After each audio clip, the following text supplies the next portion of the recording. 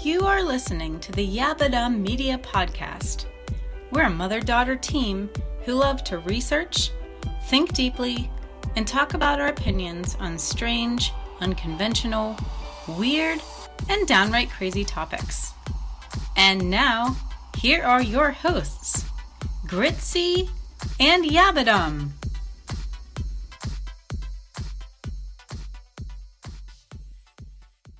Hello everyone, and welcome back to the YeahButUm podcast.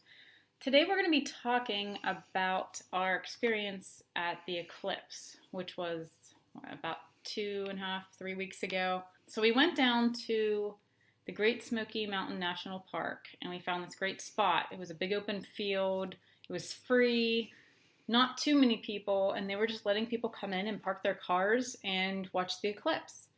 So we arrive in this valley, and it's very clear skies. It's a beautiful day, perfect viewing weather. No clouds in the sky, really. I mean, I think there was a few distant cumulus clouds, but nothing obscuring the sun whatsoever when we got there. And so we set up Gritzy's P900 camera, and we had a solar filter. Well, it wasn't a filter built for the camera. It was a sheet that we used a rubber band and just put around the lens, but it worked. So we set everything up, and we got to, take a look at the sun, and then we saw the eclipse starting. And just about, I'd say, half an hour before the totality hit, we noticed chemtrails in the sky, which I heard planes overhead, but what was really weird is I didn't see any. Like, I would look above and I couldn't spot them, and I'm not sure why. But then a bunch of chemtrails appeared just out of nowhere almost, about a half an hour beforehand. Now, thankfully, it didn't really obscure our view, but it almost seemed like they were trying to. What it did is it made it hard to focus. You couldn't feel like you could get a real clear image.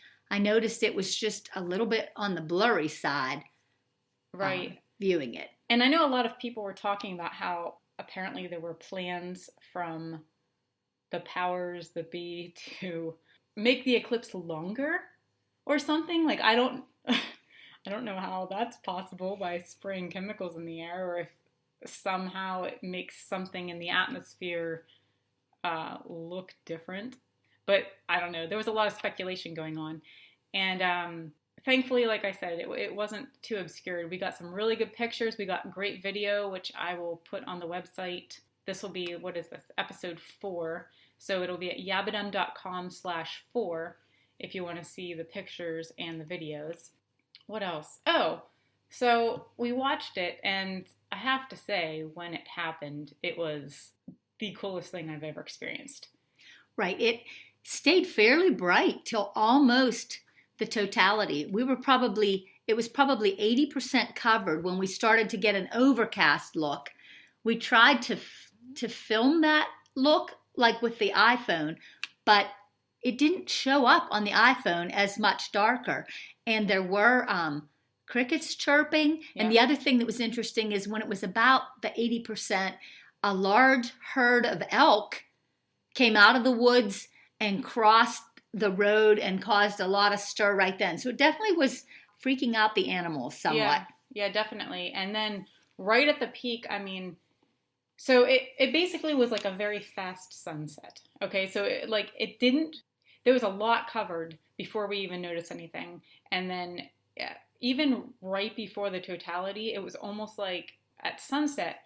But at sunset, it doesn't become immediately dark. The light still lingers for quite a while. So it was almost this immediate darkness during totality. So since we were right in the path, we were able to take off our glasses. We took off the solar filter on the camera and got to see how the sky basically became like a dark purple. Right. And a few stars were noticeable then. The totality was only where we were. It was less than 2 minutes. It was about maybe 1 minute and 45 seconds.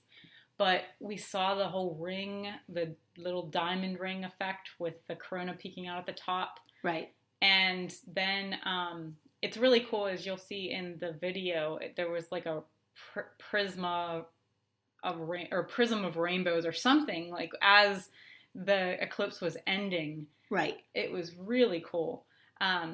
So yeah, you'll have to check that out. There's another one supposed to happen, crossing the United States in 7 years from now, 2024, and it'll be closer to us. Erie is one of the areas we might go to see it, although Erie's pretty overcast.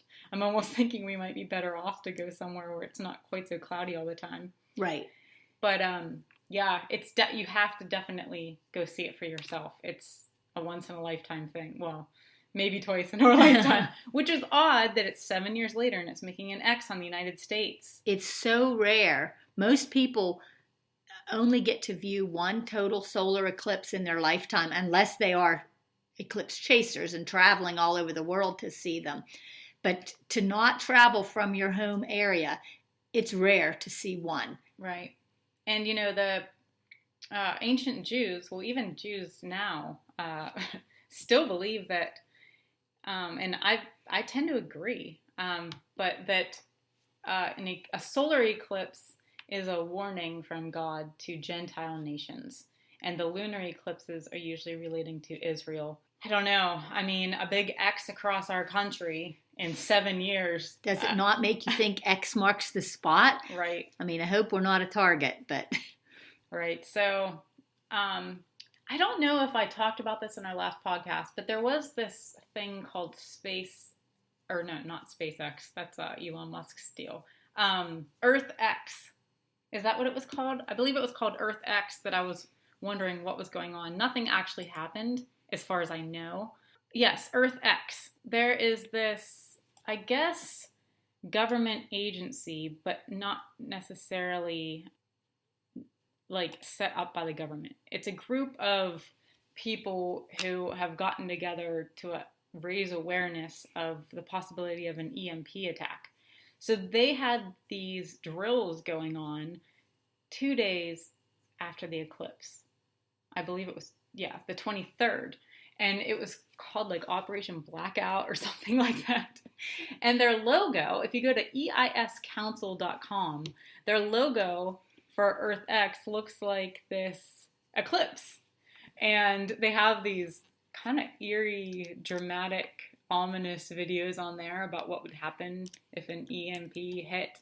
So that was just kind of interesting because obviously, I think it's a good thing that some people are looking at this and trying to bring awareness to it. But it's also okay, so are they putting these things in front of us before they do something, is what I'm wondering. It's not a matter of if this happens, it's when. And with all this stuff with North Korea right now, things are getting really tense. They're talking about a nuke and everything. Just an EMP over our country would be disastrous. So lots of stuff going on in the news. I don't know if there's any other things we were really going to talk about the eclipse other than just basically how cool it was. There's been a lot of weird things going on, I feel like. A lot of people talked about, should you view the eclipse even at totality or even right before totality, or even if you weren't in totality without your glasses on? There's all these warnings, you have to have your ISO certified glasses, which we did have. I was not going to risk, especially my children's eyesight or my own, just to rebel and see what would happen. But it seems to me like a lot of other people did, or a lot of other people have done things like sun gazing and whatever, and haven't really had any long-term effects. And I'm almost wondering, okay, is there something in people's genetics that might make them susceptible to have damage? Is it really that bad to look at the sun? This is not something I want to self-experiment with, but I've heard other people who actually do it and have not had any kind of effects from it. So it's interesting. Well, and the idea of sun gazing, they give parameters. Typically, you don't look at the sun and stare at it during the high peak of the day. Their parameters are the hour right when the sun rises and the hour right when it sets. It's supposed to have healing properties. You can do a web search of that and see what they say. One man has done extended fasts, 120 days, even more than that, with just food and occasionally a few other items. And he's even been monitored by scientists. Do you mean without food? He's had fasts with just like maybe just tea or a few food items, but over 120 days and longer. Okay. But what are you saying as far as tying into the sunlight? Well, he was gazing at the sun and finding he didn't need to eat solid food because he was getting his energy direct. I mean, food, when we assimilate food, we're actually using the energy from the sun. We're breaking it down into energy. And right. He was saying he was getting his energy directly from the sun by gazing in the morning and in the evening. And what he would do is 5 to 10 seconds to start and then adding another second or two. We can put a link to his information. Yeah, in the show notes. Yeah, no, I want to point out we're not equating. I have a feeling, and I haven't looked into this, but I have a feeling that this whole sun gazing thing probably came from worshiping the sun god. So we're not saying it's okay, or we're not saying do sun gazing because we're promoting any kind of new age thing. And we're not even saying do this. We're just bringing up things that we've run across that are interesting.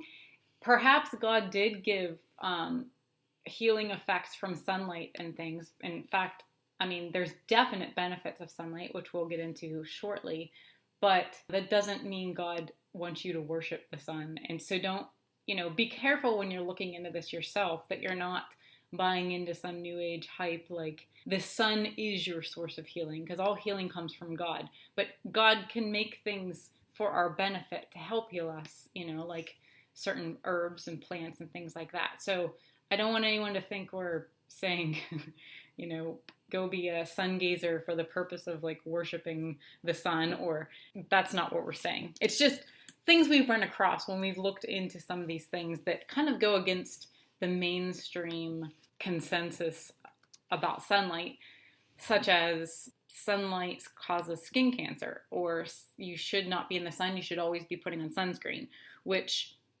I've personally experimented with for the past several years on not only myself, but my entire family now.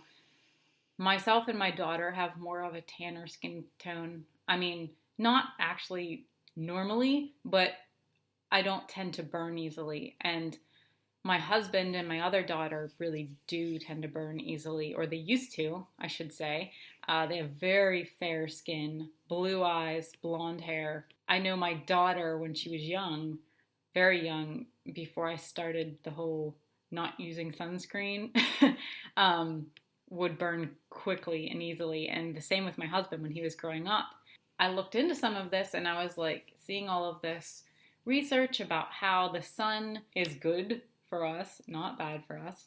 And if you start building up your vitamin D levels and you start getting used to getting all of this the full spectrum rays from the sun and the infrared and everything, and you start slowly and you expose your skin more and more, that you won't burn anymore, and that it's really beneficial and it boosts your immune system. So several years ago, I thought, well, I'm going to try this out. I was never much of a sunscreen user, but I just stopped altogether. And I told my husband, hey, start taking vitamin D. I started giving vitamin D to my girls in the winter. Now we live like in the northeastern-ish part of the United States, so we don't get very much sunlight for 6 months of the year. In fact, even in the summer, we don't get a lot of sunlight. We're in a pretty cloudy, overcast area. I started telling them every day, as much as possible, get outside for 20 to 30 minutes. No sunscreen, nothing. And in the winter, we supplement with pretty high doses of vitamin D. And then in the summer, I started just letting them go outside with, a little more and more every day, until we're now at the point where we don't use sunscreen, and we haven't for maybe 2 years now. Not at all in the summer, not during vacations, not a speck goes on them at any time, and none of us burn. And my husband and I went to Cancun. We went on several vacations. My kids were out at the pools all summer long, various times, outside constantly. No sunscreen. We don't burn at all. So I definitely know that has to be true. And it makes me wonder, why are they so intent on putting sunscreen on everyone? Because usually what happens with skin cancer is It's when you're not used to being in the sun and your skin does not know how to handle it.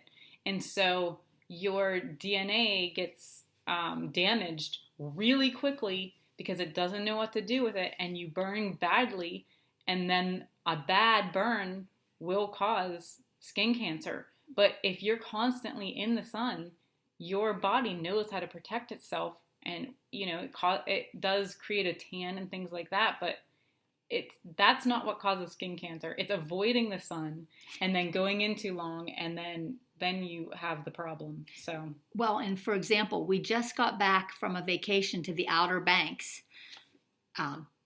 Like YeahButUm said, her family did not use any sunscreen. They did not burn.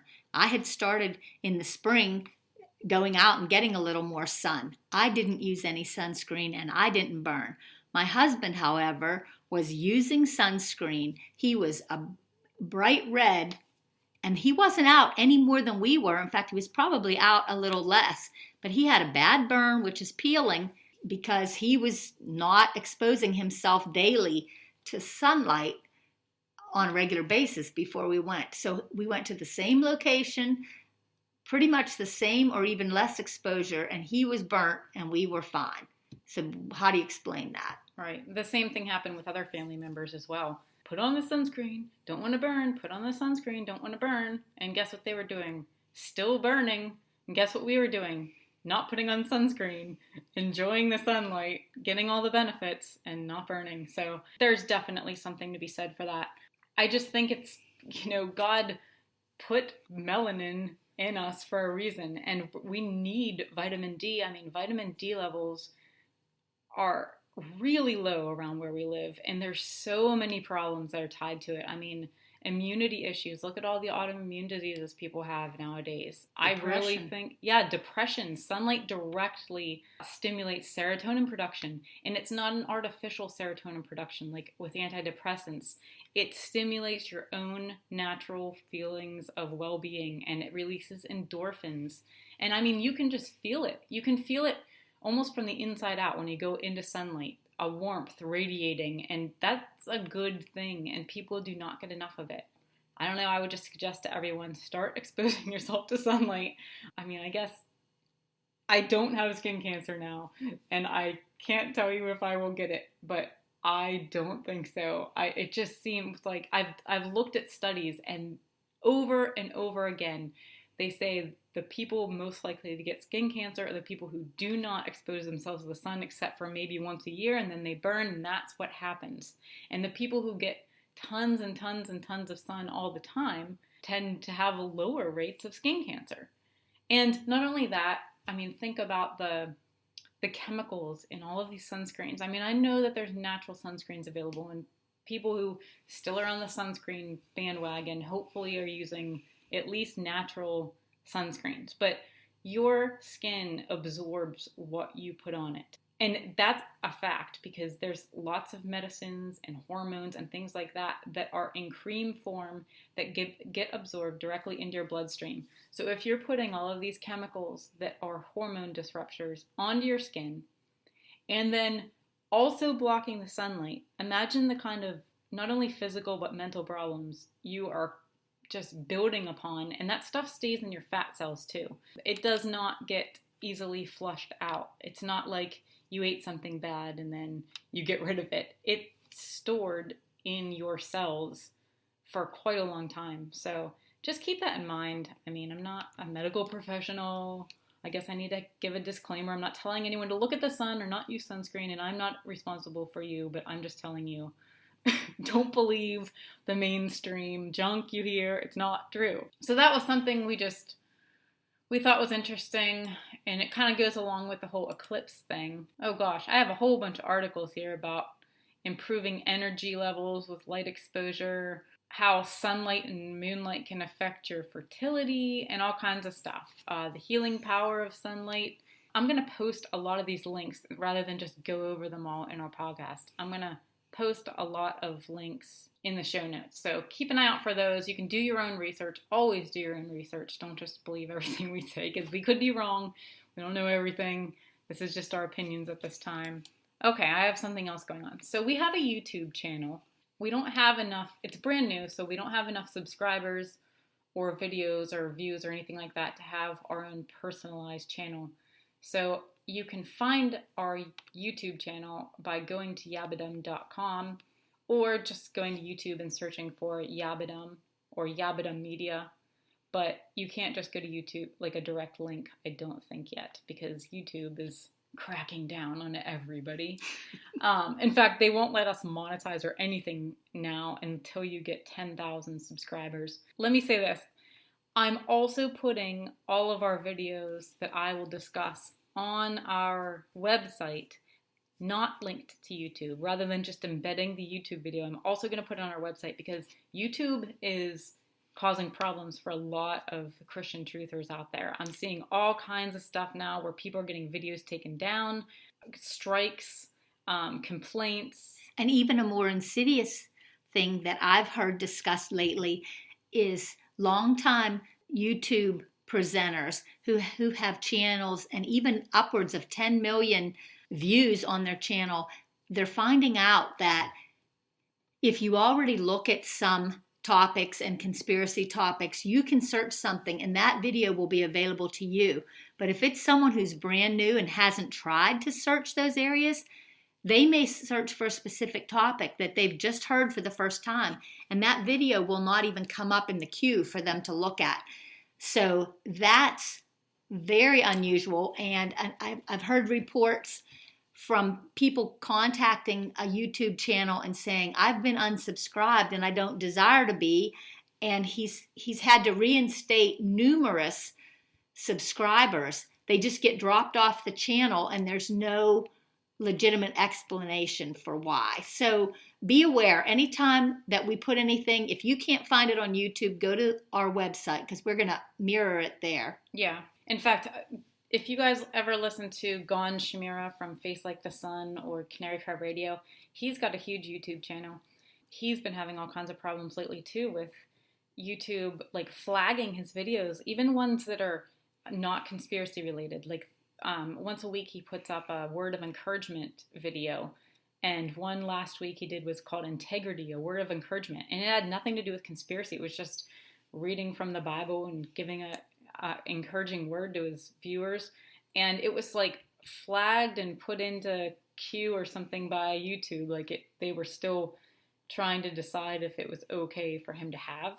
And what's really funny though is he said several days before he did that video, he was placed on a list that somebody created, and I don't have the details, but I will find it and I'll put it in the show notes.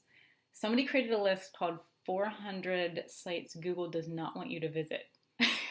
And he was actually put in that list as one of the YouTubers because YouTube is owned by Google. So what they're doing is they're now using this information of stuff they don't want people to hear, and they're putting it at the very bottom of search results or even not allowing them to come up at all.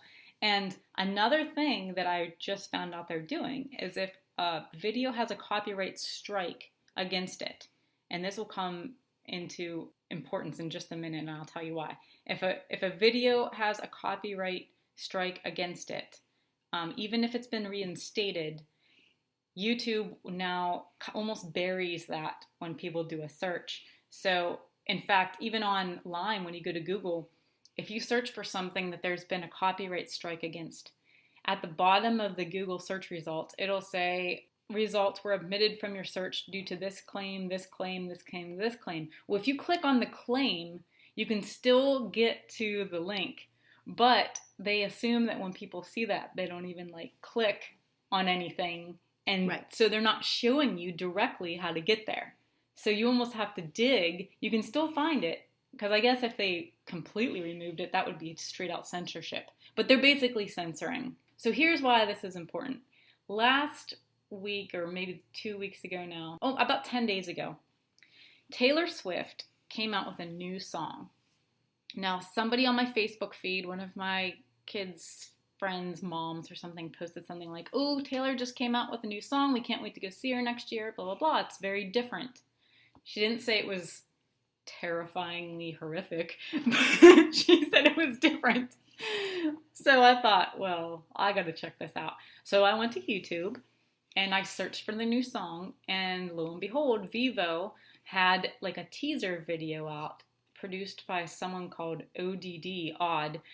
Now, I did verify it wasn't the truther ODD, or I don't even know if he goes by Odd or whatever. It wasn't him, but anyway, I watched the video and I was so disturbed by it. And I was getting ready to go on vacation. I really didn't have much time, so I was like, you know what, though? I got to jump on this because this is crazy. And let me tell you, people, it was so filled with Illuminati symbolism. And I did a horrible job going over the video because I was still speechless and I was rushing and I was trying to get it done. And I really didn't explain myself well to people who didn't maybe know where I was coming from. But if you're listening to this podcast, you probably do know a lot about conspiracy and Masonic symbolism and Illuminati symbolism and satanic ritual abuse and all of that. So hopefully you'll know where I was coming from. But if you go to our YouTube channel, you can watch my whole breakdown of that video. And please excuse my lack of articulation and everything, just because, like I said, I was rushed and I was still in shock and I didn't even know how to put my thoughts into words, but I wanted to get it out there. So it was our first video we put out there. And I think as of now, which is, let's see, today's September 6th. So it's been about 10 days and I think I have close to 10,000 subscribers. I mean, I know it's over 9,500 views. That's right. So that was just from our first video. So obviously people are looking at it. It was getting up there in views, and right around, I think, 3,000 views, I got a strike on it from Taylor Swift's record company. And I disputed the strike, and I said, this is fair use. I'm criticizing it, obviously. And so they let it go, but they flagged it that there is a copyright claim. However, people could still watch, but they are allowed to advertise on it. So there you go. So they're basically now, oh, go ahead, make fun of it, put what you want out there. We'll just be advertising on this now. And who knows what they're advertising as of today on the video. And I had 92 likes and 22 dislikes and I think 69 subscribers now. This is just 10 days. So like I said, I had no subscribers, no videos, nothing before 10 days ago. So I definitely want to do more YouTube videos. We have 121 comments. There's a lot of really good and really insightful comments. So go on there and check that out, and then be on the lookout because I'm hoping this week to release a criticism of her actual video, which we watched go live on the MTV Video Music Awards, which I don't usually watch. In fact, I even let my children watch it because they saw my criticism of the preview. They were aware of all the bad stuff that was in it. And I'm not saying like foul language. Okay, there's not foul language in it, but it's a bit, I think, worse than that. But they were made aware ahead of time. This is why I don't want you listening to her anymore. This is what I think has been going on with her. And I want my kids to, when they watch video or listen to music or read a book or watch a movie, I want them to look at it with a critical eye and ask questions like, who produced this? What is their agenda? Who's putting money behind this? Or who's influencing this? And what symbols are going into this? And what are they trying to tell the viewer or the listener? What messages are they trying to sneak in there to get across? And this isn't even sneaky. I mean, this is right in your face. So I am going to do the criticism of her actual video released at the MTV Video Music Awards because there's even more I found that's kind of sneaky and insidious and hidden in the symbolisms and little words that if you hit pause and you blow up the screen, you can see. And it was really disturbing because I kind of went through frame by frame and just kept hitting pause. And just the look on her face. Well, you can see it. I'll go over all of that later and I'll put it on YouTube. But make sure you check that out. Make sure you subscribe to YouTube because I have a feeling we're going to do a lot more YouTube type stuff just because it seems like that's really getting out there. And I also am going to be posting all of our podcasts on YouTube. So if you don't listen on iTunes or you don't have a podcatcher on your phone or you don't have a smartphone or whatever, you can always go on YouTube. You can also listen to our podcasts from our website in each blog post. Anyway, guys, I don't know that I have a whole lot more to talk about this week. Do you? Mom? Not in particular. I hope that we can talk a little in the future, not on this podcast, but about the September 23rd sign. That'll be coming up. Oh, yeah, that's probably, well, can we get that in the next 2 weeks? We might have to try. We might need to do that one. Yeah, because there's a lot of talk about, well, there's some argument among Christians. And here's the thing. I don't think when any of us get to heaven, anyone's going to have anything right. I have a feeling we're all going to get there and be like, well, everyone was wrong. However, I do think it's important that people look into these things, but do it without like yelling at people and putting them down just because you don't maybe see or believe the same thing. And I'm not talking about the core message of the gospel, okay? Obviously, there's some things that are non-negotiables. But when it comes to these things, some people are saying, yeah, this is definitely the Revelation 12 sign. Other people are saying, no way, that already happened. That was at Christ's birth. This isn't the same thing. But, you know, it looks like the same thing. And prophecy does sometimes have double, triple fulfillments. I mean, that's just the way it is. So I wouldn't discount it. I also wouldn't say that this is, oh, Christ is coming back that day. You have to look at things with open mind, but discerning and critical mind as well. You know, not open to your brains fall out, but also not so prideful to your own views that you don't even look into anybody else's opinions. So, yeah, we'll definitely want to go over that. That'll probably end up being next because maybe we can lump that in with something else. We wanted to have some different topics to talk about, but there's so much that's pressing on the horizon. We feel like we're 2 feet in front of a car that's speeding down the road and we're trying to just stay ahead of the bumper. Right, and there's so much to research on everything, and so I don't want to get in there and like go in not knowing anything. But then again, I don't want to be like overwhelmed with facts that I don't even know where to start, or have too much to talk about and make the podcast too long. I do want to mention on September 11th, that's coming up, Monday. 5 days from today. Yeah, Monday, September 11th. That's when, obviously when the Twin Towers fell, but that's when Michael Heiser and a lot of other scholars believe that Christ was actually born. I wish that we could make that more widely known, have a little celebration for Christ's birth. Although Jesus doesn't tell us to celebrate his birthday. His death and resurrection is what's most important to our faith. And obviously it's important that he was born, but it's just interesting that it's not in December, people. It's probably September 11th, which is interesting. Oh, that reminds me, I'm reading this book by Mark Flynn called Secrets of the Labyrinth? Yes, Secrets of the Labyrinth. I believe that's it. And I'll put it in the show notes. I just finished a chapter about the Twin Towers and the symbolism that went along with that and how it really was, the whole architecture was just tied back to ancient times and the worship of different gods and the pillars and the hidden knowledge of, that the Masons hold dear and what it signified when that all went down. And I don't think we need to do a podcast at this point on 9/11 was an inside job type of a thing and all of those, because I feel like that's been beaten to death. And I mean, it's 16 years later. People know all about that. And I don't think we have to go into that. But let's hope nothing happens on September 11th this year. I mean, there's a lot of stuff going on with North Korea, and there is an interesting thing. I think iPhone is releasing a new phone on Monday, September 11th, and there's pictures all over the web showing that it's 316. So it's just an unusual connection. Like there's the picture of the iPhone, they're showing Monday, September 11th, and then the time that they're showing of the phone is 3:16, which is also like the verse everybody knows from the Bible is John 3:16. So, I mean, that's unusual. Yeah, I'll have to look into that. I'm sure some people have already checked that out. And yeah, I'll have to try to find that and either put a picture or some links in the show notes about that. Yeah, that's the iPhone 8 coming out. Is that, yeah. I feel like I can't even keep up.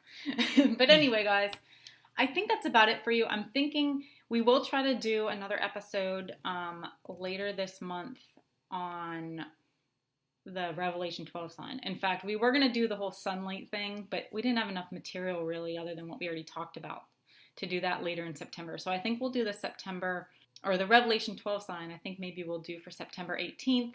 And then in October, I want to focus on kind of scary stuff because that's just what people are looking into then. And I'm not trying to exploit that, but I want to kind of expose some of the dark things that go along with Halloween because that's what people will be searching for.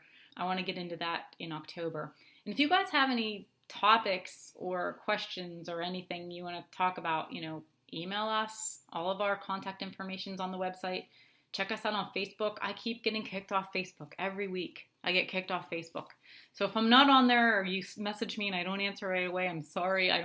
Facebook is trying to get me off of there. They don't like what I'm posting. I don't know what it is. Be sure to subscribe to YouTube and subscribe to iTunes and leave us a review. We're not getting too many people on there leaving reviews, so I'm not going to order lots of cool stuff and send it out to people if you're not reviewing. So please do that, and have a good one, and we'll talk to you next time. Bye.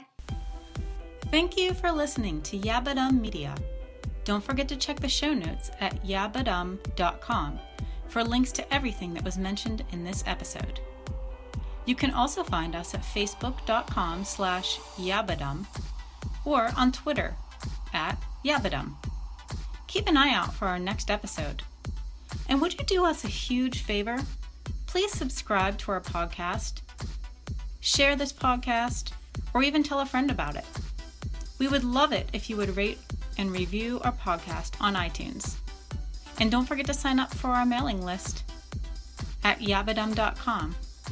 And if you feel inclined, we would love your support on Patreon. Thanks. See you next time.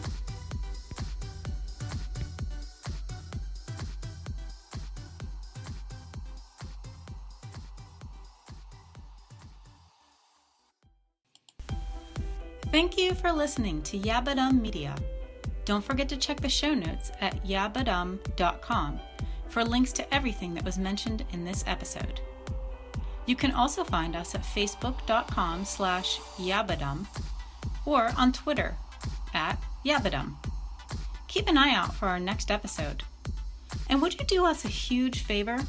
Please subscribe to our podcast, share this podcast, or even tell a friend about it. We would love it if you would rate and review our podcast on iTunes. And don't forget to sign up for our mailing list at YeahButUm.com. And if you feel inclined, we would love your support on Patreon. Thanks. See you next time.